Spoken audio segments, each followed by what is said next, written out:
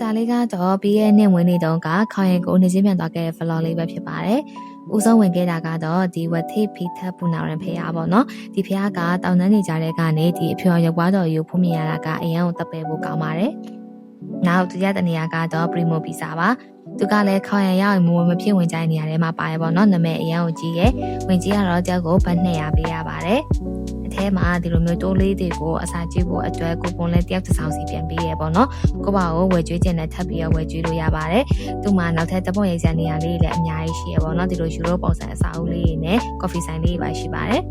ဒါနောက်တဲ့နေရာကတော့ရမင်းတို့သမင်းစားဖို့သွားခဲ့တာပါသူကတော့ကိုကမ်းမကပဲရှာပြီးရောက်သွားခဲ့တာပေါ့နော်ခိုင်မာကနှင်းငင်းပတ်လေးဆိုအရန်ပူတာဖြစ်တဲ့အတွက်ဒီလိုဆိုင်လေးတွေမှာအေးအေးဆေးဆေးနားပြီးတော့အပူရှောင်လို့ရပါတယ်ဒီဆိုင်လေးဆိုရင်သူကဈေးနှုန်းကပုံမှန်ပဲပေါ့နော်အရန်လည်းမကြီးဘူးအရန်လည်းမနေဘူးပလိတ်တင်လေးတွေကတော့အရန်လှပါတယ်နောက်တဲ့နေရာကတော့ဟိုခိုင်တို flower park ပါ